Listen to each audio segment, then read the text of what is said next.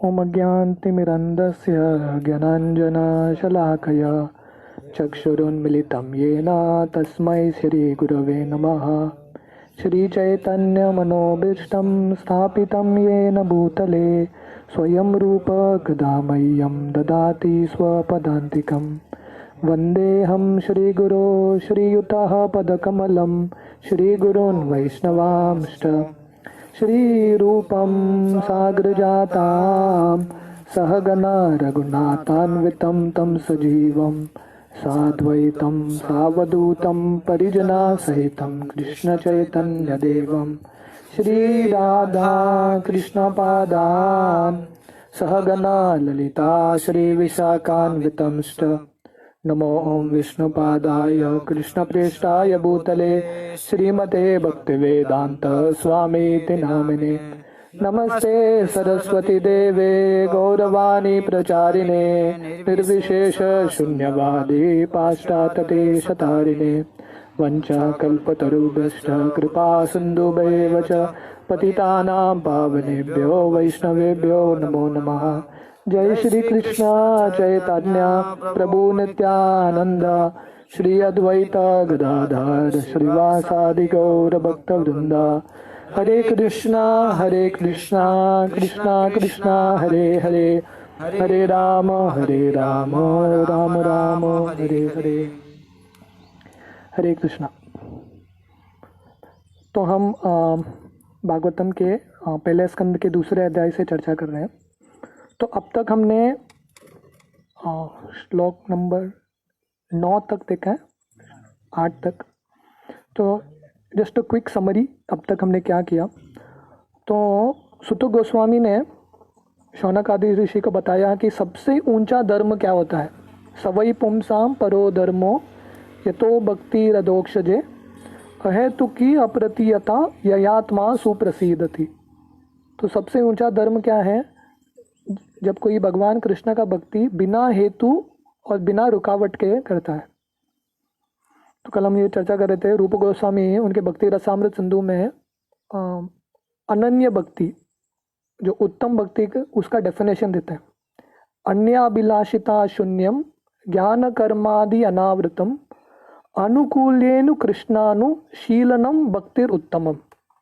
उत्तम भक्ति, बेस्ट भक्ति क्या है? सबसे ऊंचा भक्ति, जैसे यहाँ पे सुत गोस्वामी बोल रहे हैं परो धर्मो, द हाईएस्ट धर्म। जैसे सबसे उत्तम भक्ति क्या है? अन्य अभिलाषिता शून्यम, बाकी कौन सा भी अभिलाषा नहीं होना चाहिए, एवरीथिंग जीरो।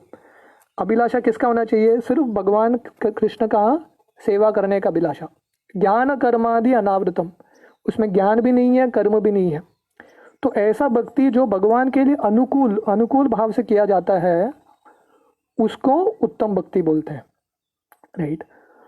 तो अगले श्लोक में सुत गोस्वामी समझाते हैं कि भक्ति करने से कोई बोलेगा अरे मुझे भक्ति करना है, ठीक है, पर मुझे अलग सा ज्ञान वैराग्य बाकी चीज़ भी तो करना पड़ेगा। तो सुखदेव गोस्वामी अगले श्लोक में बोलते हैं नहीं, ये सब करने की ज़रूरत नहीं है।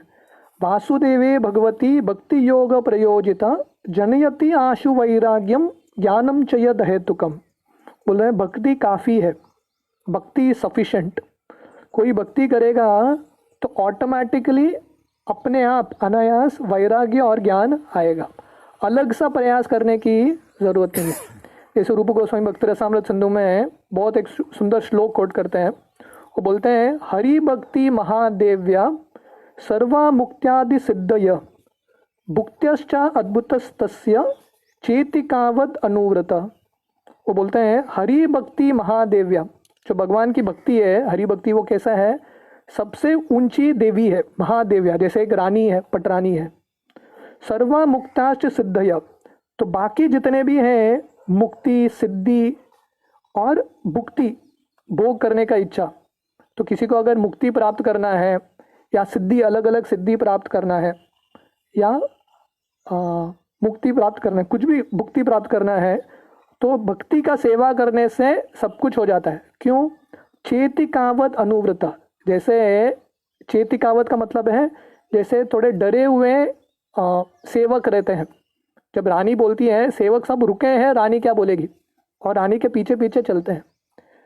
तो भक्ति करने से भुक्ति छोड़ो, मुक्ति भी अपने आप आ जाता है ऑटोमेटिकली। इसलिए बिल्वा मंगल ठाकुर उनके एक प्रार्थना में बोलते हैं, कोई अगर भक्ति करता है, मुक्ति देवी हाथ जोड़ के उधर खड़ी होती है, मुझे आप सेवा में लगाओ, पर भक्त बोलता है नहीं चाहिए, आप उधर ही रुको। भुक्ति जो है, जितने भी आनंद है वो सब रुकी रहती है, आप मुझे भी आपकी सेवा में लगाओ, तो भक्त बोलते हैं नहीं चाहिए, राइट। तो भक्त का भक्ति इतना ऊंचा है, बाकी चीज़ को नीचा कर देता है, right. So it is the highest form. तो कोई बोलेगा ठीक है भक्ति करना है, भक्ति परमो धर्मो है, हाईएस्ट धर्म है, पर मुझसे भक्ति नहीं हो किया जाता, मैं बाकी धर्म करता हूँ, मेरा जो परिवार का धर्म है, देश धर्म है, वर्णाश्रम धर्म है, ये सब का मैं पालन करता हूँ, इससे बस है क्या? मैं वर्णाश्रम अच्छे से करूँगा तो उससे मुझे भगवान की प्राप्ति होगी क्या? मेरा ज़िंदगी सफल हो जाएगा क्या? तो अगला श्लोक में सुत गोस्वामी बोलते हैं, धर्म स्वनुस्थित पुंसान विक्ष्वक्षेनु कथासुय नोत्मादे यदि रतिम श्रम एवं केवलम। आप बाकी भी धर्म कर रहे हैं, धर्म स्वनुस्थित पुंसाम, आपका जितना भी वर्णाश्रम के हिसाब से आपका धर्म आप कर रहे हैं, पर आपको भगवान की कथा में रुचि पैदा नहीं हो रहा है, तो वो धर्म का कुछ फ़ायदा ही नहीं है, सिंपली वेस्ट ऑफ टाइम। इस भागवतम के दूसरे स्कंद में सुखदेव गोस्वामी ये श्लोक बोलते हैं, एतावान सांख्य योगाभ्याम स्वधर्म परिनिष्ठय जन्म लाभ पर पुंसाम अंते नारायण स्मृति। एग्जैक्टली सेम थिंग है। तो अगर कोई बोलेगा मैं अपना वर्णाश्रम धर्म पालन कर रहा हूँ, उससे वो ठीक नहीं है क्या, वो काफ़ी नहीं है क्या? तो बोलते हैं आप कौन सा भी धर्म पालन करो, वर्णाश्रम धर्म पालन करो, क्रिश्चियन धर्म पालन करो, हिंदू धर्म पालन करो, सक्सेस क्या है? अंत समय में अंते नारायण स्मृति, अंत में नारायण की याद आनी चाहिए। अगर वो नहीं हुआ तो श्रम एवं केवलम, सब कुछ पानी में चला गया। श्रील प्रभुपाद एक कहानी बताते हैं, एक बार एक अमेरिका से बहुत पढ़ा लिखा आदमी आया था, गांव का था, अमेरिका में गया था, तो बहुत डिग्री हासिल करके आ गया गांव में, कॉलर ऊपर करके जा रहा था, तो उसको एक नदी पार करके जाना पड़ा। तो नदी जब पार कर रहा था तो नाव वाले को पूछा, नाव वाले पे देख के उसको बहुत तरस आया, बेचारा गांव में ही फंस गया, मैं तो दुनिया देख के आया हूँ, राइट, अमेरिका देख के आया हूँ। तो बोला देखो मैंने बहुत पढ़ाई की है, तुमको ये ऊपर के जो स्टार्स दिखते हैं ना, तारे, उसके बारे में साइंस पता है क्या? एस्ट्रोनॉमी। बोलता है नहीं, मैं तो गांव का ही हूँ, मुझे कुछ पता नहीं है। तो बोलता है तेरा 25% ज़िंदगी वेस्ट है, 25% वेस्ट हो गया तेरा। तो बाद में पूछता है तूने अर्थ स्टडी किया है क्या? अमेरिका किधर है क्या पता है क्या? सुना है क्या अमेरिका? वो बोला नहीं पता नहीं, ये गाँव छोड़ के मुझे और कुछ पता नहीं। बोला हट, तेरा 50% ज़िंदगी वेस्ट, कुछ फ़ायदा ही नहीं तेरा। बाद में बोलता है पॉलिटिक्स के बारे में सुना है क्या? डोनाल्ड ट्रंप के बारे में, मोदी के बारे में, ये सब के बारे में सुना है क्या? रशिया के बारे में, पुतिन के बारे में? बोले ये सब पता नहीं पापा, मुझे रोज़ का दाल रोटी मिल रहा है, बहुत है मेरे लिए। तो वह तेरा 75% लाइफ वेस्ट। तो समय थोड़ा आंधी तूफान आने लगा, नाव हिलने लगा, तो नाव वाले इसको देख के बोलता है स्विमिंग आता है क्या? बोलता है नहीं आता है। बोलता है तेरा 100% लाइफ वेस्ट, राइट। तो श्रील प्रभुपाद वो उदाहरण देते हैं, आप धर्म कौन सा भी करो, परफेक्ट ब्राह्मण, परफेक्ट क्षत्रिय, कुछ भी परफेक्ट बनो, पर भगवान की कथा के प्रति आकर्षण पैदा नहीं किया तो 100% वेस्ट, थोड़ा वेस्ट नहीं, एवरीथिंग इज अ वेस्ट, श्रम एव ही केवलम, राइट। तो इसलिए वो अगले श्लोक में बताते हैं कि ये 4 चीज़ होता है, धर्म अर्थ काम मोक्ष, ये मनुष्य के 4 पुरुषार्थ हैं, राइट। तो इसलिए वो अगले श्लोक में बताते हैं ये 4 कैसे होने चाहिए। धर्म से ही अपवर्गस्य नार्थो अर्थाय कल्पते नार्थस्य धर्म एकांतस्य कामो लाभा ही स्मृता। वो बोल रहे हैं कि धर्म किसके लिए होना चाहिए? हम जो भी कार्य कर रहे हैं, धर्म का दूसरा डेफिनेशन होता है कार्य, वर्णाश्रम धर्म, जो भी धर्म कर रहे हैं, वो धर्म किसके लिए होना चाहिए? वो मोक्ष की प्राप्ति के लिए होना चाहिए। पर जनरली लोग धर्म किसके लिए करते हैं? अपने अर्थ के लिए, मुझे मटेरियल गेन, मुझे क्या मिलेगा उसके लिए धर्म करते हैं। पर धर्म किसके होना चाहिए? मोक्ष की प्राप्ति के लिए।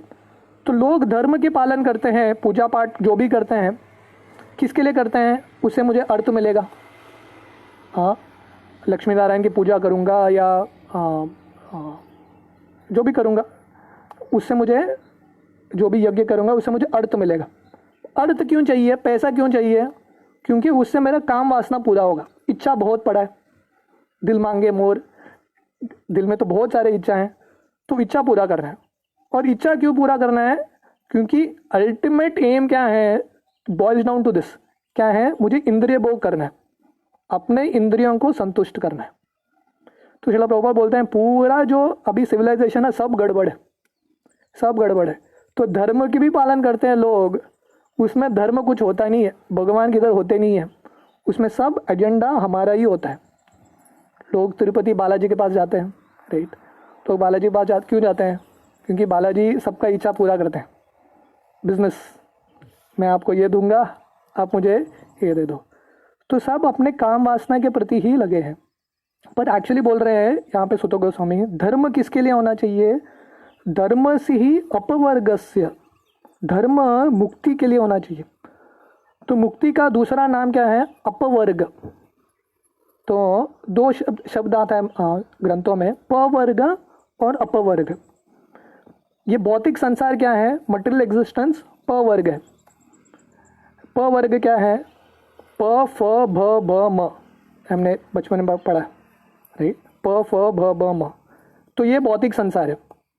भौतिक संसार मतलब पहला चीज परिश्रम, बहुत मेहनत करो, मेहनत करते रहो, राइट? परिश्रम, कितना मेहनत करना है? जब तक फेन नहीं आता, मुंह से जांच निकलता है ना, फेन, जैसे गधा काम करता है ना, मुंह से उसका फोम निकलता है, उसको फेन, तब तक परिश्रम करते रहो। प फ भ। तो भ क्या है? व्यर्थ। इतना परिश्रम करने के बाद फिर भी हाथ में कुछ मिलता नहीं है, व्यर्थ। और उसके साथ भ, कुछ मिला तो उसके साथ क्या है? पहले इतना मेहनत करके कुछ मिलता नहीं, इसलिए व्यर्थ है। कुछ मिला तो उसके साथ क्या आता है? भ। भ का मतलब है भय। मिला तो डर रहता है कब छूटेगा, कोई लेके जाएगा क्या, उसका भी डर है, राइट? और फाइनली मृत्यु। तो ये 5 चीज में जिंदगी चलता रहता है, प फ भ ब म। और भगवान की भक्ति करना मतलब अपवर्ग, इसको नलिफाई करना, ये मुक्ति है, ये प वर्ग से छुटना। तो इसलिए सुत गोस्वामी यह बोल रहे हैं धर्म किसके लिए होना चाहिए? अपवर्ग, मुक्ति के प्राप्ति के लिए, अपने इंद्रिय भोग के लिए नहीं होना चाहिए। तो कोई बोलेगा ठीक है, धर्म हमारी इंद्रिय तृप्ति के लिए नहीं होनी चाहिए, पर हमारे पास तो काम वासना बहुत है, काम तो है, तो काम वासना का क्या करें, राइट? सो श्रील प्रभुपाद लिखते हैं how material gain should be utilised is described as follows. तो अर्थ और काम को कैसे यूज करना चाहिए वो अगले श्लोक में लिखते हैं। ये टेक्स्ट 10 है, मेरे पीछे दोहराइए। कामस्य नेन्द्रिय प्रीति, कामस्य इंद्रिय प्रीति, लाभो जीवेत यावता, लाभो जीवेत यावता, जीवस्य तत्व जिज्ञासा, जीवस्य तत्व जिज्ञासा, नार्तो यश्चेह कर्मभिः। नाशो यश्चेहते कर्मणि। तो बोल रहे हैं कामस्य नेन्द्रिय प्रीति। इंद्रिय प्रीति का मतलब है इंद्रियों को संतुष्ट करना। तो बोल रहे हैं कामस्य नेन्द्रिय प्रीति, काम वासना जो है, इच्छा जो है, इंद्रिय तृप्ति में नहीं लगाना चाहिए। ये हमारा बुद्धि के बैठता नहीं है, क्योंकि हमारा इच्छा है, हमारा सब इच्छा किसके लिए है? हमारी इंद्रिय तृप्ति के लिए है। तो भागवतम बोलता है नहीं, life desire should never be directed toward sense gratification. तो हमारी इच्छा जो है इंद्रिय तृप्ति के लिए नहीं होना चाहिए। तो आप बोलेंगे किसके लिए इच्छा होना चाहिए? लाभो जीवेत यावता, one should desire only a healthy life और सेल्फ प्रिजर्वेशन। तो कितना इच्छा होना चाहिए? जितना मनुष्य को जीने के लिए चाहिए, बस उतना, राइट? तो बाकी इच्छा क्या करना चाहिए? जीवस्य तत्व जिज्ञासा, नार्तो यश्चेह कर्म भी। तो हमारा जिंदगी का जो फोकस है, हमारा पूरा जिंदगी किस में लगता है? अपनी इच्छा पूरा करने में, अपनी इंद्रिय तृप्ति के इच्छा में। तो कितना शक्ति बचता है हमको और कुछ करने के लिए? और कुछ बचता ही नहीं है। तो जिंदगी किसके लिए है? जीवस्य तत्व जिज्ञासा। तो जब हम हमारे इच्छाओं को इंद्रिय तृप्ति में नहीं लगाएंगे, उससे जो शक्ति बचेगा उससे हम क्या कर सकते हैं? तत्व जिज्ञासा, जीवन के तत्वों में लगा सकते हैं। मैं कौन हूँ, भगवान कौन है, मैं भौतिक संसार में क्या छूटूं, कैसे छूटूं, ये सब क्वेश्चन आएगा। नहीं तो हम यही साइकिल प वर्ग के साइकिल में चलते रहेंगे, तो ऐसे घूमते रहेंगे, अभी कभी प्रश्न पूछेंगे नहीं, ऐसा चलता रहेगा ये साइकिल, राइट। तो जीवन किसके लिए है? प्रश्न पूछने के लिए, राइट। जब तक ये इंद्रिय भोग से छूटता नहीं, आदमी ऊपर उठता नहीं है। इसलिए एक स्टैटिस्टिक्स है कि लोग कब सक्सेसफुल बनते हैं, जनरली मेल्स सक्सेसफुल कब बनते हैं? उनका सक्सेस शुरू होता है 40-50 साल के बाद। आफ्टर 40-50 ईयर्स उनका सक्सेस का लाइफ शुरू होता है, कौन से भी फील्ड में। क्यों? क्योंकि उतने साल के बाद उनके जो इच्छाएं हैं, भोग करने की इच्छाएं हैं, इंद्रिय तृप्ति की इच्छाएं, वो कम होती है। तो वो पूरा शक्ति एक दिशा में लगा सकते हैं। नहीं तो क्या होता है, हर दिशा में भागता है मन, तो फोकस कुछ उपलब्ध नहीं कर सकते। We can't achieve anything in focus. तो जीवन का लक्ष्य क्या है? क्वेश्चन करना, हमको सही प्रश्न पूछना और वो उत्तर के पीछे लगना, कुछ तो गोल हासिल करना, राइट। तो इसलिए बोला गया है कि जीवस्य तत्व जिज्ञासा, we have to make the right inquiry. हम श्रील प्रभुपाद का परिपट पढ़ेंगे। The complete bewilder material civilisation is wrongly directed towards the fulfillment of desires and sense gratification। तो ये पूरा भौतिक दुनिया किस पे चल रहा है? इंद्रिय तृप्ति पे। एक ही चीज़ है फोकस, इंद्रिय तृप्ति, राइट। तो ये कंप्लीट रॉन्ग डायरेक्शन है। भागवतम के हिसाब से देखेंगे तो जिंदगी किसके लिए है? तत्व जिज्ञासा के लिए, ऊंचा प्रश्न पूछने के लिए। पर अभी पूरा जिंदगी किस में लगा है लोगों का? इंद्रिय तृप्ति के लिए, right. In such civilization, in all spheres of life, the ultimate end is sense gratification। तो नाम कुछ भी रहेगा, पर लोगों को क्या चाहिए एंड में? इंद्रिय तृप्ति। In politics, social service, altruism, philanthropy, and ultimately in religion, and even in salvation, the same tint of sense gratification is ever increasingly prominent। तो कोई पॉलिटिक्स में है, समाज सेवा कर रहा है, या धर्म कार्य कर रहा है, या मुक्ति की प्राप्ति कर रहा है, हर कोई किसके बारे में सोच रहा है? अपने इंद्रिय तृप्ति के बारे में ही सोच रहा है। मैं कैसे मजा लूँ, बस वही सोचने लो। In the political field the leaders of men fight with one another to fulfil their personal sense gratification. तो पॉलिटिक्स में दो पार्टी झगड़ा करता है, किसके लिए? अपने इंद्रिय तृप्ति के लिए। The voters adore the so called leaders only when they promise sense gratification. ठीक है, तो पॉलिटिशियंस अपने इंद्रिय तृप्ति के लिए फाइट करते हैं, तो वोटर्स निस्वार्थ है क्या? नहीं। वो किसको वोट देंगे? जो उनके इंद्रिय तृप्ति को मैक्सिमम सेटिस्फाई करेगा, उसको ही वोट देंगे। बराबर है कि नहीं? As soon as the voters are dissatisfied in their own sense satisfaction, they dethrone the leaders. और अगर वो लीडर उनके इंद्रिय भोग में अड़चन लाएगा, वो बोलेंगे इसको निकालो और किसी को डालो, right. The leaders must always disappoint the voters by not satisfying the senses. The same is applicable in all other fields. No one is serious about the problems of life। इस तरफ से हर कोई, पॉलिटिक्स के बारे में श्रील प्रभुपाद ने बताया, इस तरफ से हर फील्ड का एग्जाम्पल लेंगे, अल्टीमेटली लोग अपने हित के बारे में ही सोच रहे हैं। कोई निस्वार्थ से बोलेगा, पॉलिटिशियन बोलेगा मुझे पोस्ट दे दो, मैं निस्वार्थ से आपका सेवा करूँगा, तो कोई ये भौतिक दुनिया में भक्त छोड़ के निस्वार्थ से काम नहीं करता, right. Even those who are on the path of salvation desire to become one with the absolute truth and desire to commit spiritual suicide for sense gratification. जो मुक्ति भी पाना चाहते हैं वो भी अपने बारे में सोच रहे हैं, बोल रहे हैं बहुत कष्ट हो गया है भौतिक दुनिया में, इसलिए मैं मुक्ति पाना चाहता हूँ। किसके लिए? ताकि मैं सुखी रहूँ। One should satisfy, but the Bhagavatam says that one should not live for sense gratification। तो भागवतम बोलता है इंद्रिय तृप्ति के लिए नहीं जीना चाहिए। One should satisfy the senses only in so much as required for self preservation and not for sense gratification। तो हमको कितना इंद्रिय भोग करना चाहिए जितना ज़रूरत है। क्यों? क्योंकि ये इंद्रिय भोग का लिमिट ही नहीं है। ययाति महाराज भागवतम के 9वें स्कंद में श्लोक बोलते हैं, न जातु काम कामानाम उपभोगे न शाम्यति हविषा कृष्ण वर्तमेषु भूया एवाभिवर्तते। बोलते हैं ये काम वासना को जितना संतुष्ट करोगे, बोलेंगे ठीक है जिंदगी का लक्ष्य है काम वासना को संतुष्ट करो, पर कितना संतुष्ट करोगे? जितना संतुष्ट करोगे उतना और बढ़ता है। जैसे अग्नि में घी डालते जाते हैं उतना अग्नि और भड़कता है। Because the body is made of senses which also require certain amount of satisfaction, there are regulative directions for satisfaction of the senses, but the senses are not meant for unrestricted enjoyment. तो क्योंकि हमारे पास शरीर है और इंद्रिय हैं तो थोड़े इंद्रिय भोग करना पड़ता है, पर वो लिमिट में होना चाहिए, क्योंकि इसका कुछ अंत नहीं है। There is no end to it.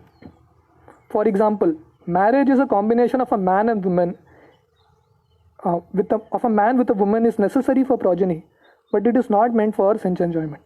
जैसे पुरुष और स्त्री शादी करते हैं, वो किसके लिए होता है? बच्चे का जन्म लेने के लिए। इंद्रिय भोग के लिए नहीं होता, क्योंकि उसका अंत ही नहीं है।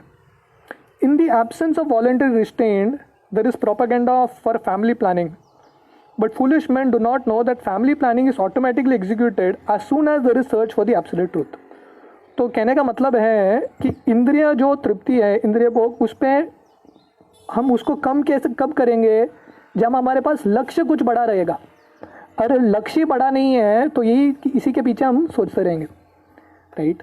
तो एक बार चंद्रगुप्त मौर्य जो पूरे भारत का राजा था एक समय, तो उनके मंत्री चाणक्य, तो एक बार चंद्रगुप्त मौर्य के चाणक्य बोलते हैं मुझे जो है ना वो बाजू वाले जो राजा है, पड़ोसी राजा है, उसकी पुत्री के साथ मुझे प्रेम हो गया है, गलत है क्या?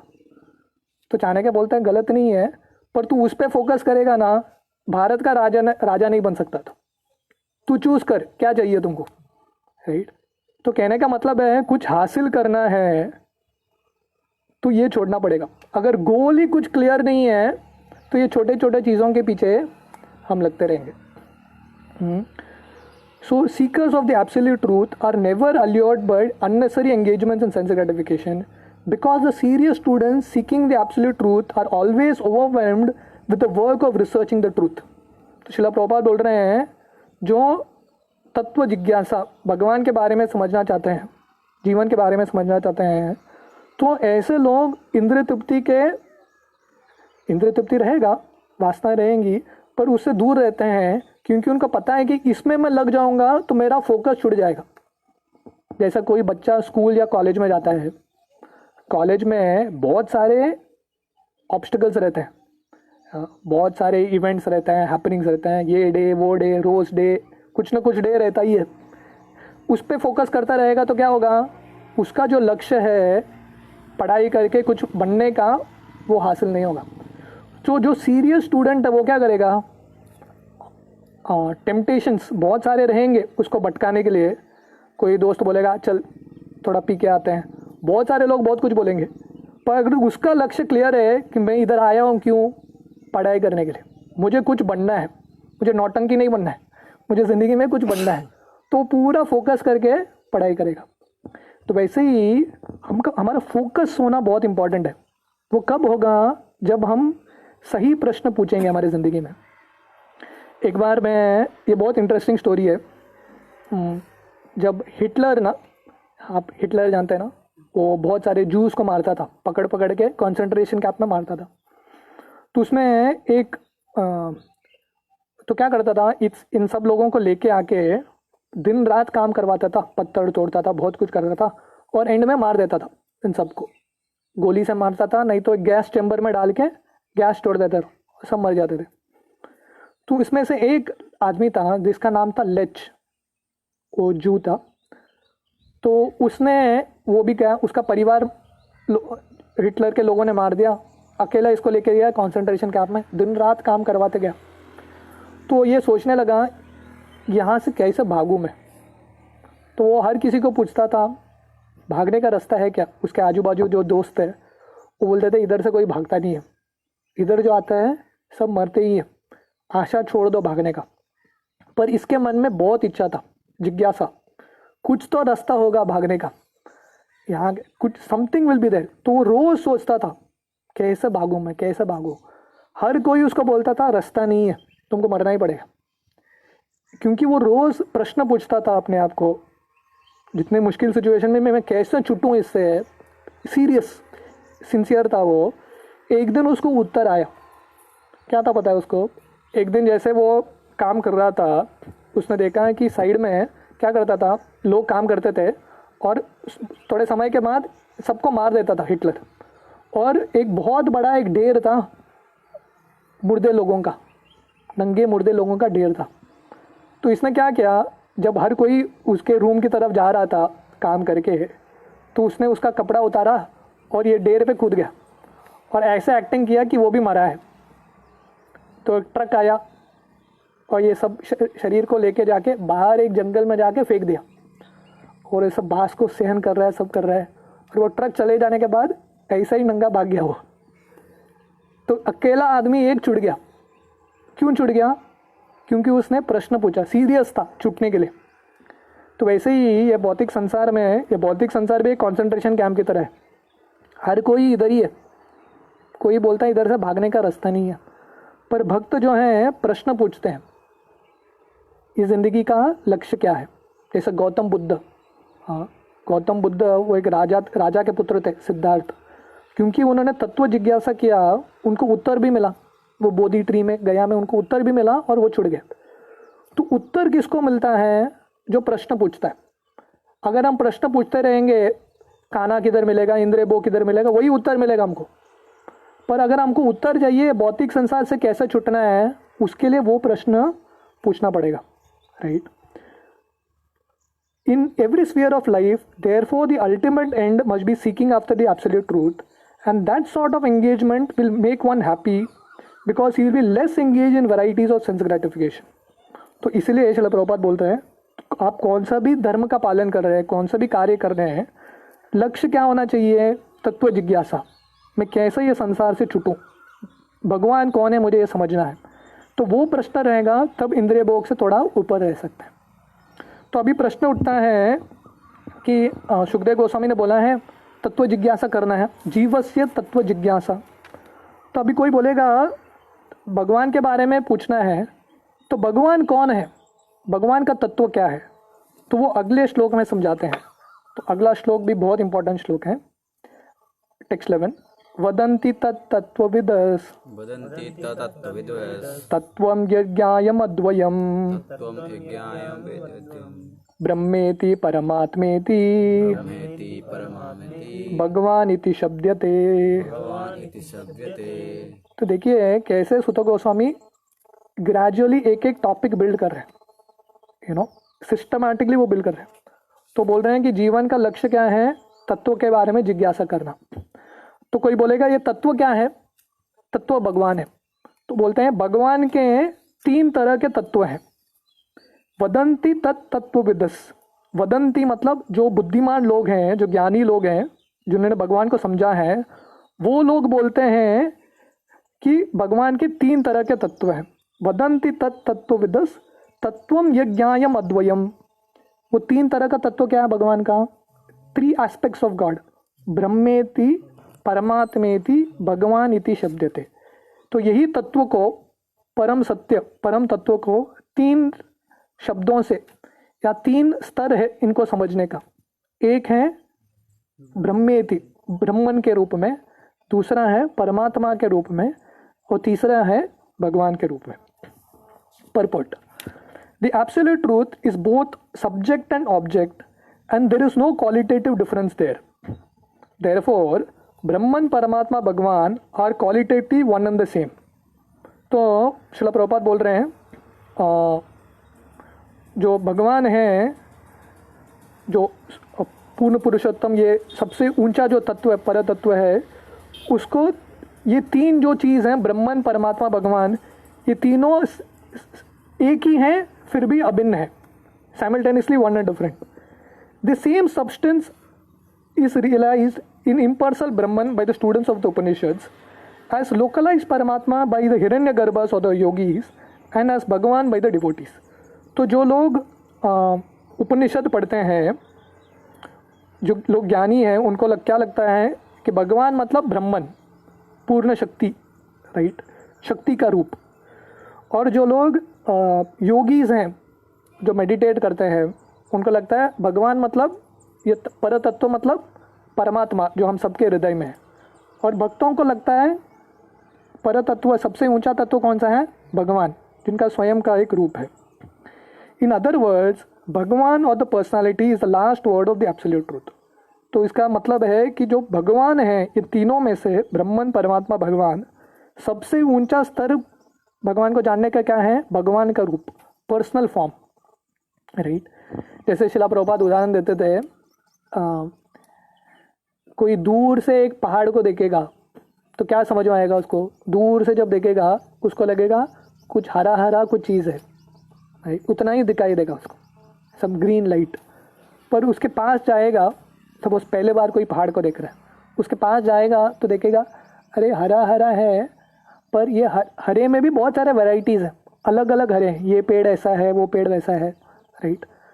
और पास में जाएगा, उसको समझ में आएगा अरे बहुत सारे पेड़ भी हैं और बहुत सारे पंछी भी हैं, बहुत छोटे छोटे डिटेल्स है, वो मुझे जो दूर से नहीं दिख रहा था वो सब अभी दिख रहा है, राइट। तो ब्रह्मन मतलब दूर से देखना, वही भगवान को जब हम दूर से देखते हैं तो लाइट दिखता है, प्रकाश दिखता है। जब और पास में जाता है हमको समझ में आता है परमात्मा हम सबके हृदय में है। पर सबसे कठिन यह तत्व को जानने का मतलब है भगवान का भी एक रूप है, फॉर्म।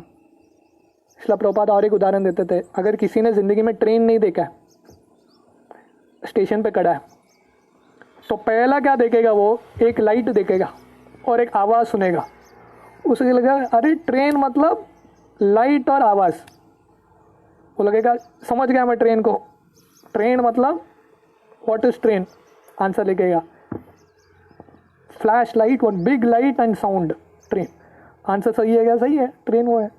पर और थोड़ा रुकेगा तो देखेगा अरे कंपार्टमेंट्स भी दिखता है अलग अलग, ये तो मुझे पहले दिखा ही नहीं, कंपार्टमेंट्स दिखने लगते हैं। तो लगेगा ट्रेन मतलब लाइट, साउंड एंड कंपार्टमेंट। थोड़ी देर रुकेगा और ट्रेन रुक जाएगा तो समझ में आएगा अरे कंपार्टमेंट में नहीं, उसके अंदर लोग भी हैं बाबा, लोग भी बैठे हैं। तो that is the highest realisation. तो ये तीनों स्तर हैं, तीनों भगवान के ही स्तर हैं समझने के, ब्रह्मन, परमात्मा, भगवान। पर सबसे ऊंचा जो स्तर है वो क्या है? भगवान का स्तर। तो ये परपोर्ट को हम शाम में कंटिन्यू करेंगे। हरे कृष्णा।